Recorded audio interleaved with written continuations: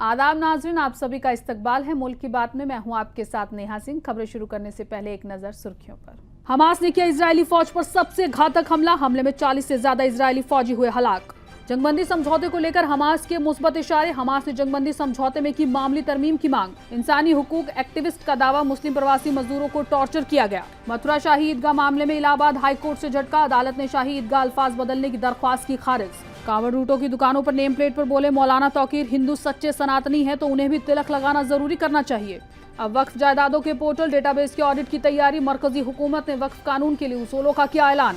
पुणे की कोर्ट ने सावरकर के पोते की दरख्वास्त को किया खारिज। सावरकर पर राहुल की किताब दिखाने से कोर्ट ने रोका। भारत ने की दलाई लामा के जानशी के मंसूबे की हिमायत। चीन का पैगाम, तिब्बत से मुतालिक एहतियात बरते भारत। नाजरीन, हमें ऐसा खदशा है कि सच्ची खबरें दिखाने में हमें जल्द ही चुनौतियों का सामना करना पड़ सकता है और हमारे YouTube चैनल तहजीब टीवी को टर्मिनेट भी किया जा सकता है। इसीलिए आपसे गुजारिश है कि हमारे नए चैनल जिसका नाम है तहजीब टीवी ऑफिशियल, आप उसे अभी सब्सक्राइब कर लें, ताकि अगर हमारा ओरिजिनल चैनल तहजीब टीवी किसी भी वक्त टर्मिनेट हो जाए तो आप आसानी से हमारे बैकअप चैनल से जुड़ सकें। हमारे नए चैनल तहजीब टीवी ऑफिशियल का लिंक डिस्क्रिप्शन में दिया गया है। शुक्रिया। हमास ने इजराइल पर इतना जबरदस्त हमला किया है कि 40 से ज्यादा इजरायली फौजी हलाक और कई जख्मी हो गए हैं। बताया जा रहा है कि यह हमास की तरफ से इजरायली फौजियों पर अब तक का सबसे घातक हमला है। इससे पहले यमन के हूती और हमास रोजाना ही इजराइल को अपने ताबड़तोड़ हमलों से दहला रहे हैं। इसी कड़ी में आज एक और ताज़ा रिपोर्ट सामने आई है जिसमें बताया गया है कि हमास की तरफ से इजराइल के खिलाफ लगातार जारी कार्रवाई में 7 अक्टूबर 2023 से जंग शुरू होने के बाद 882 फौजी मारे गए हैं, जिससे ये बात साफ हो गई है कि इजरायली फौजियों का सबसे बड़ा नुकसान अगर किसी ने किया है तो वो हमास ने किया है।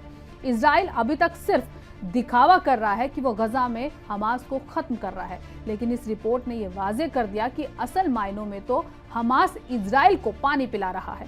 नेतन्याहू और ट्रंप इतना भारी नुकसान अब झेल नहीं पा रहे क्योंकि उनके लिए एक फौजी की कीमत होती है और यही वजह है कि अब ट्रंप और नेतन्याहू के आगे 60 दिन के सीजफायर के लिए गिड़गिड़ा रहे हैं। ये ताज़ा हालात इस बात का खुला सबूत है कि इजराइल और अमेरिका पूरी तरह से बैकफुट पर है। दशकों से फिलिस्तीन की जमीन पर कब्जा करके मासूम और बेगुनाह लोगों का कत्ल करने वाली इजरायली हुकूमत अब खुद घुटनों पर है। जो इजराइल कभी अपनी फौज को सबसे ताकतवर बताता था, अब वही इजराइल हर दिन हमास के आगे बुरी तरह से बेबस है। जिसे इजरायली पीएम ने गजा में जंग ये कहकर शुरू की थी कि वो हमास को खत्म कर देगा, अब वो खुद हमास से डील के लिए गिड़गिड़ा रहा है। हमास और उसके लड़ाके इजरायली फौज पर बनकर टूट रहे हैं और अलग अलग तरीकों से घात लगाकर इजरायली फौजियों को अपने जाल में फंसा रहे हैं। इसके साथ ही फिलिस्तीनी रेजिस्टेंस ने एक बार फिर घातक हमला कर इजराइल को नाको चने चबवाए। प्रेस टीवी के मुताबिक गजा के शुजाया और खान यूनिस में फिलिस्तीनी लड़ाका ग्रुपों ने इजरायली आर्मी पर मिलकर बड़े हमले किए, जिनमें 40 से ज्यादा इजरायली फौजी मारे गए और दर्जनों जख्मी हुए। फिलिस्तीनी ग्रुप अल कुद्स ब्रिगेड ने ऐलान किया कि घात लगाकर किए गए हमले में एक घर को निशाना बनाना भी शामिल है, जहां लगभग 10 इजरायली फौजियों ने खुद को घेर रखा था और उन पर गाइडेड मिसाइल से हमला किया गया। अल कुद्स ब्रिगेड ने एक फुटेज जारी किया जिसमें गजा शहर के शुजाया इलाके में किए गए खतरनाक हमलों को दिखाया गया। इस ऑपरेशन में इजरायली कब्जे वाले फौजियों और बख्तरबंद गाड़ियों को निशाना बनाया गया, जिसमें घरों के अंदर छिपे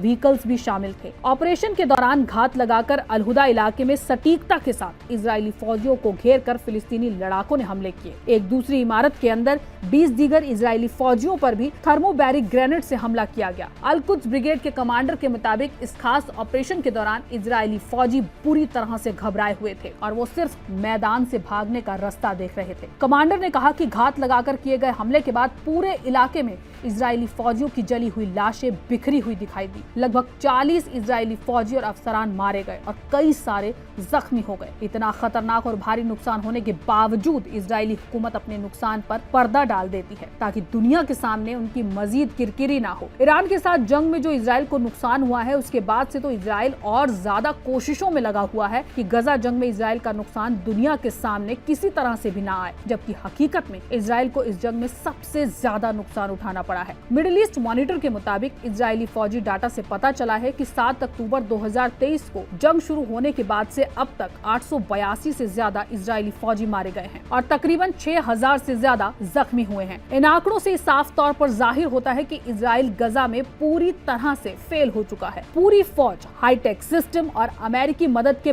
बावजूद इजरायली पीएम नेतन्याहू अपनी फौज को नहीं बचा पा रहा। यही वजह है कि अब ट्रंप और नेतन्याहू चाहते हैं कि हमास से जल्द हॉस्टेज डील हो जाए ताकि दुनिया के सामने और ज्यादा बेइज्जती ना हो। हमास के जरिए गजा पट्टी में जंगबंदी समझौते को कबूल करने के मुस्बत इशारे मिले हैं, जबकि फिलिस्तीनी जरायों ने बताया कि तहरीक के रद्द-ए-अमल में इंसानी इमदाद पहुंचाने का अमल और गजा पट्टी के कुछ इलाकों से इजरायली फौज की वापसी से मुत्तालिक मामूली तरमीमात की मांग शामिल है।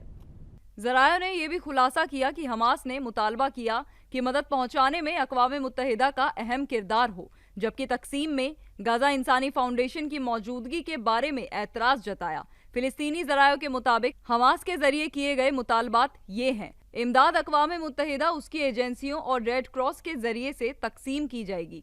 दस्तबरदारी की शिक की वापसी में मामूली तरमीम पर इत्तेफाक होना चाहिए ताकि 19 जनवरी के नक्शों को दिखाया जा सके।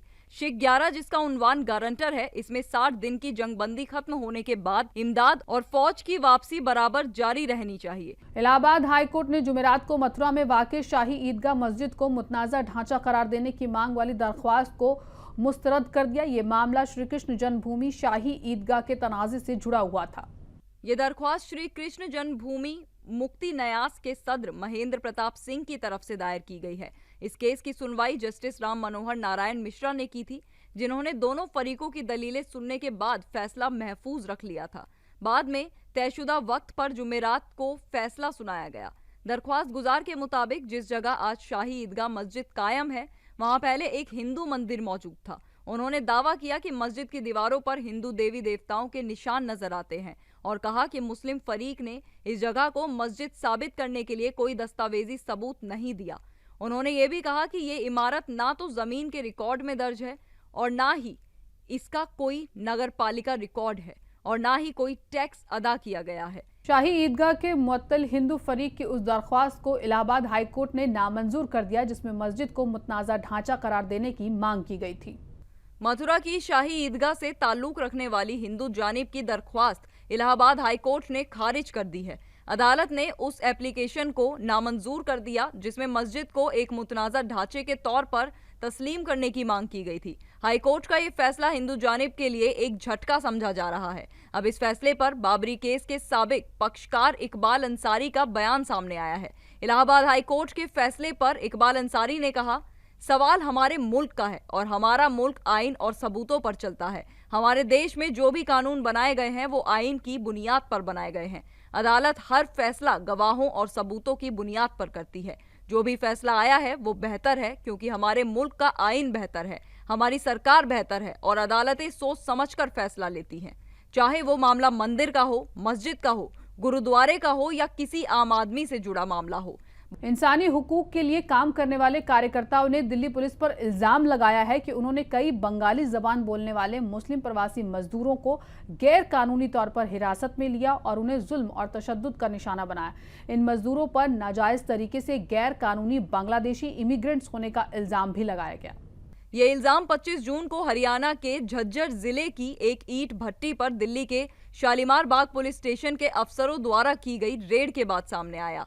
कार्यकर्ताओं के मुताबिक इस फैक्ट्री से 7 मुस्लिम प्रवासी मजदूरों को गिरफ्तार किया गया, जिनमें 2 नाबालिग, एक 6 साल का और दूसरा 11 साल का बच्चा शामिल था।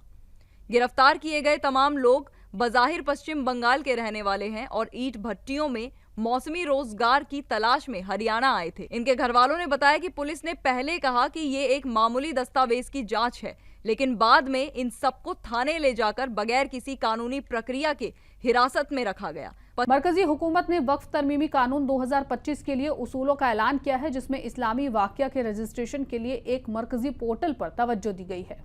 मरकजी हुकूमत ने जुम्मा के दिन वक्फ तरमीम कानून 2025 को लागू करने के लिए नए उसूल नोटिफाई कर दिए हैं।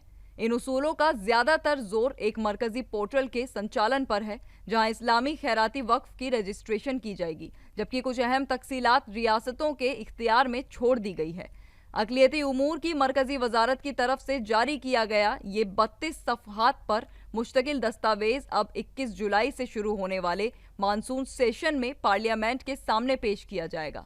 वजारत के एक आला अफसर ने नाम ना बताने की शर्त पर बताया, ये कानून अपनी ज़ात में काफ़ी तफसीली था, इसीलिए उसूलों को मुख्तसर और वाज़े रखा गया है और ये ज़्यादातर पोर्टल के गिर्द घूमते हैं।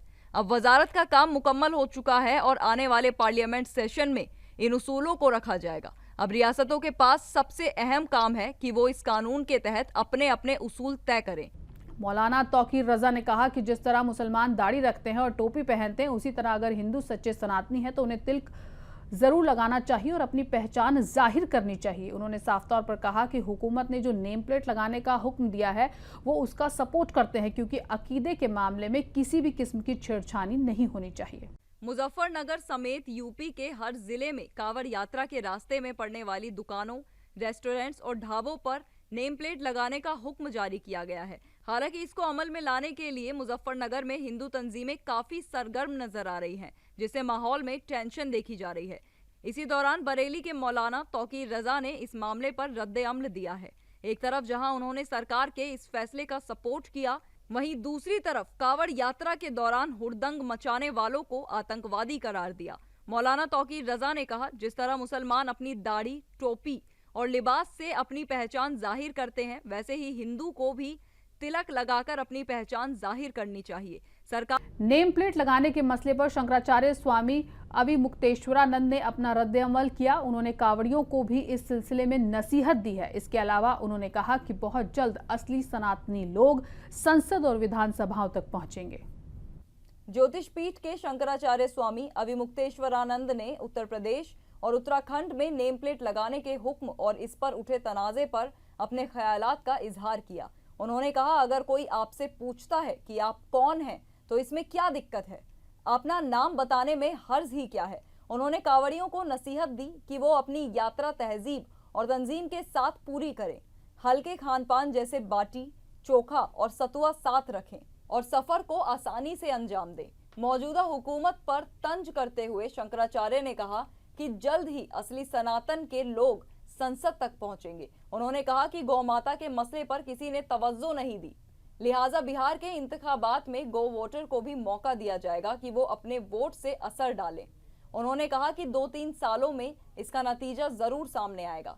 जो पार्टियां गाय को मानती हैं वही संसद और विधानसभा में रहेंगी, जबकि डॉलर कमाने वाली और बोटी बोटी बेचने वाली पार्टियां बाहर हो जाएंगी। महाराष्ट्र में हिंदी को अनिवार्य करने के फैसले को वापस लेने के मामले में उन्होंने कहा कि वहां की सरकार जानबूझकर ऐसे मुद्दे उठाती है जिससे ये पता चले कि कौन इसके हक में है और कौन मुखालिफ। उत्तर प्रदेश और उत्तराखंड में कांवड़ रूट पर दुकानों के लिए जारी हिदायत के दरमियान पैदा हुए हंगामे के बीच दिल्ली के मेयर इकबाल सिंह ने भी कुछ दिन के लिए मीट की दुकानें बंद रखने की दरख्वास्त की है। उत्तर प्रदेश और उत्तराखंड में कांवड़ यात्रा के रास्तों पर दुकानों से मुतालिक हुक्मनामों के बाद पैदा हुए तनाजे के बीच अब दिल्ली के मेयर इकबाल सिंह ने भी लोगों से दरख्वास्त की है कि वो कुछ दिनों के लिए मीट की दुकानें बंद रखें। उन्होंने इस फैसले की बुनियाद मोरालिटी को बताया। इकबाल सिंह ने कहा कि दिल्ली में तमाम मजाहिब के लोग एक दूसरे से मोहब्बत करते हैं और उन्हें एक मिसाल कायम करनी चाहिए। मीडिया से बात करते हुए उन्होंने कहा, दिल्ली में हर मजहब के लोग एक दूसरे से मोहब्बत करते हैं, किसी के जज्बात को ठेस ना पहुंचे, इसीलिए इखलाफी बुनियाद पर जिन रास्तों से कांवड़ यात्रा गुजरती है वहां कुछ दिनों के लिए मीट की दुकानें बंद कर दी जाएं। मैं तमाम दिल्ली वासियों से अपील करता हूं कि एक मिसाली रवैया इख्तियार करें। मेयर ने कहा कि कांवड़ यात्रा के दौरान अकीदतमंदों को किसी तरह की तकलीफ ना हो, इसके लिए दिल्ली नगर निगम पूरी तरह से तैयार है। जहां भी कांवड़ यात्रियों के ठहरने की सहूलत होगी वहां सफाई, पानी की फराहमी, सेहत की सहूलतें और दीगर जरूरी इंतजामात का खास ख्याल रखा जाएगा। मुहर्रम को लेकर दिल्ली पुलिस ने गाइडलाइन जारी की है। किसी भी तरह के हथियार पर पूरी तरह से बैन लगा दिया गया है।